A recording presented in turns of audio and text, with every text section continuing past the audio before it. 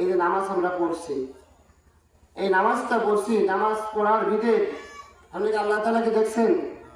দেখেন।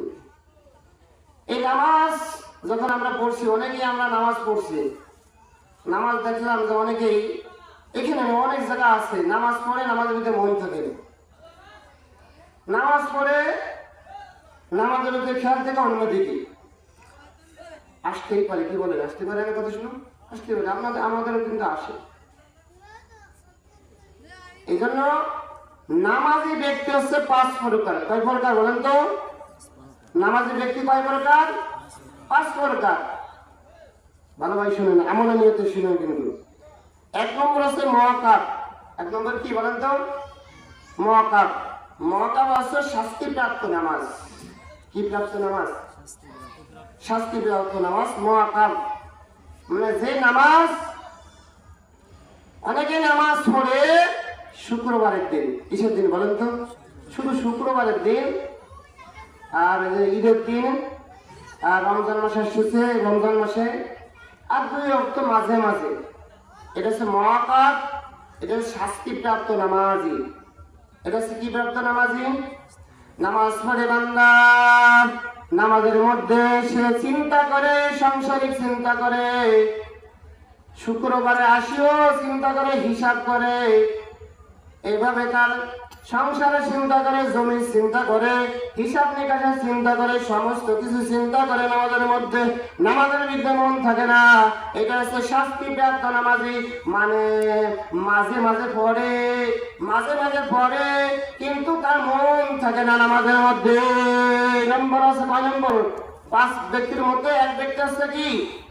যে মুআক্কাব, শাস্তিপ্রাপ্ত নামাজি, যে নামাজি নামাজ পড়ে, মাঝে মাঝে নামাজ পড়ে।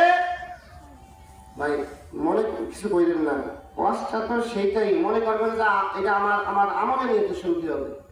হ্যাঁ, এটা আমলে নিয়ে শুনতে হবে যে আমার এই জিনিসটা, আমার অনেকে ভাবতে পারেন যে হুজুর আমাকে কি দেহে শুনে করছে নাকি? না, দেহে শুনে করছে নাকি? এটা দেহে শুনে বলা হচ্ছে। এই জন্য নামাজ 1 নম্বর নামাজি ব্যক্তি আছে মুআক্কাব, মানে শাস্তিপ্রাপ্ত নামাজি। নামাজ পড়ে, মাঝে মাঝে নামাজ পড়ে, শুক্রবারে নামাজ পড়ে, আর রমজান মাসে নামাজ পড়ে, ঈদের নামাজ পড়ে, বাবার জানাজার নামাজটা পড়ে। এরকম কিছু কিছু সময় মাগরিবি নামাজ পড়ে, কিছু কিছু সময় নামাজ পড়ে। 5 ওয়াক্ত নামাজি না, কিন্তু নামাজ পড়ে যতটুকু পড়ে মন থাকে কোন দিকে? অন্যদিকে মন থাকে। 2 নম্বর নামাজ আছে মুহাসাব। মুহাসাব নামাজি উদাসীনতা নামাজ। আল্লাহ তাআলা বলেন, ফাওয়াইলুল লিল মুসাল্লিন আল্লাযীনা হুম আন সালাতিহিম সাহুন আল্লাযীনা হুম ইরাউন। ফাওয়াইলুল লিল মুসাল্লিন, ধ্বংসপ্রাপ্ত ওই সমস্ত মুসাল্লিরা, ওই সমস্ত ইমানদারেরা, মুসাল্লিরা।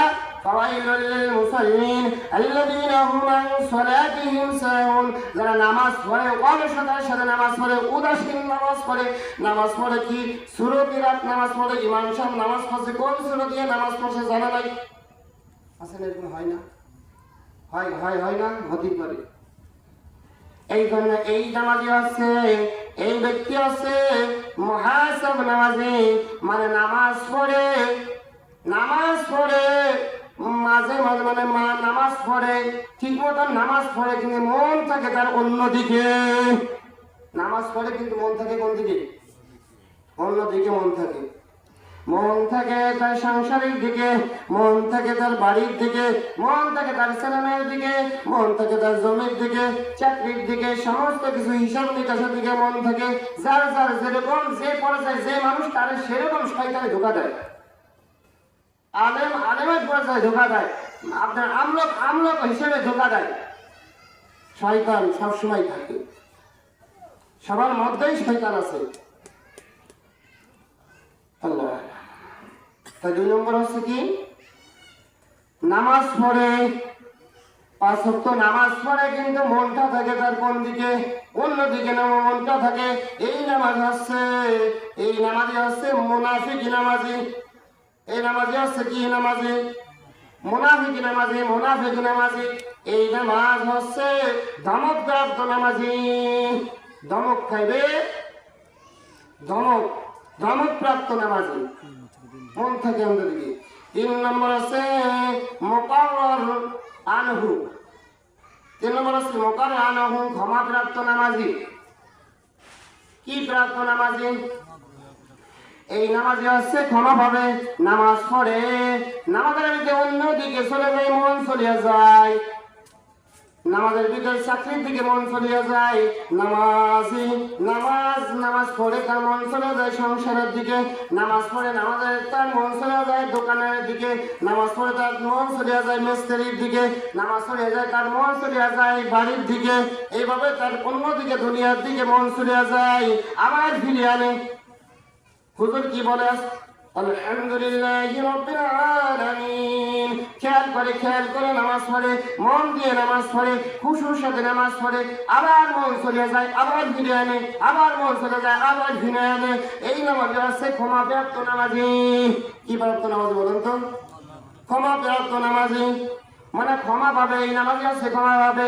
1 নম্বর ক্ষমা পাবে না, 2 নম্বরও ক্ষমা পাবে না, 3 নম্বর ক্ষমা প্রাপ্ত নামাজি মানে নামাজ পড়ে 5 ওয়াক্ত, কিন্তু মনটা চলে যায় অন্যদিকে, চলে যায়, আবার মন নিয়ে আসে, মন চলে যায়, আবার মন নিয়ে আসে, যাইতে পারে। কি বলেন? আমাদের কিন্তু যায়, কিন্তু আমরা আলেম, ইমাম সাহেব, বক্তা, মুহাদ্দিস, হ্যাঁ এরকম মুহতামি অমুক জায়গায় যাইতে পারে, পিসা বলেও যাইতে পারে না বলে।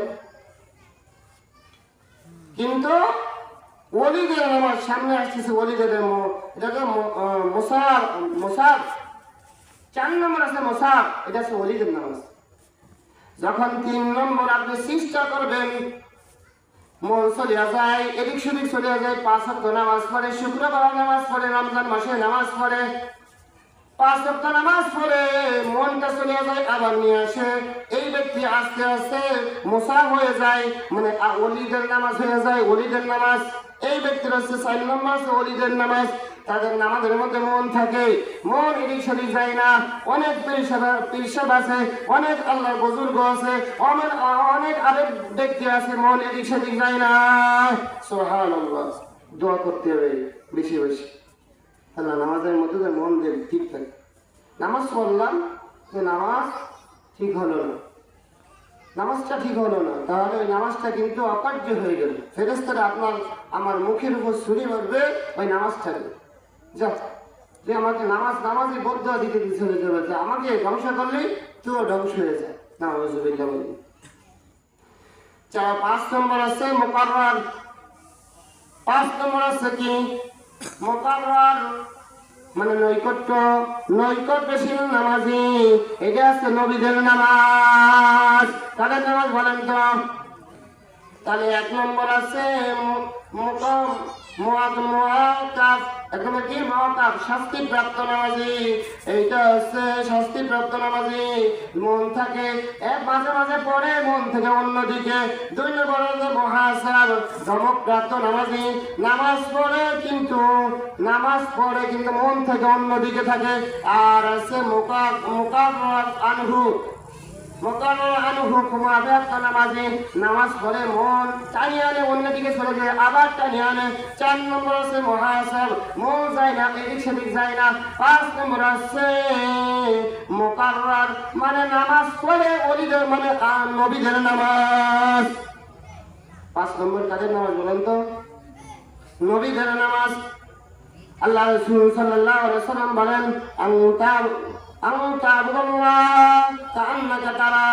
আল্লাহ রাসূল সাল্লাল্লাহু আলাইহি ওয়াসাল্লাম বলেন, তুমি নামাজ যখন পড়ো, নামাজের মধ্যে তুমি মনে মনে ভাববা, অন্তরে ভাববা, আমি আল্লাহকে দেখতেছি। যদি তুমি আল্লাহকে না দেখতে পারো, মনে মনে ভাবতেছো, যখন তুমি সিজদা করতেছো, আল্লাহর কুদরতে পায়ে যখন সিজদা করতেছো, মনে মনে ভাববা, আমি আল্লাহর পায়ে সিজদা করতেছি। সুবহানাল্লাহ।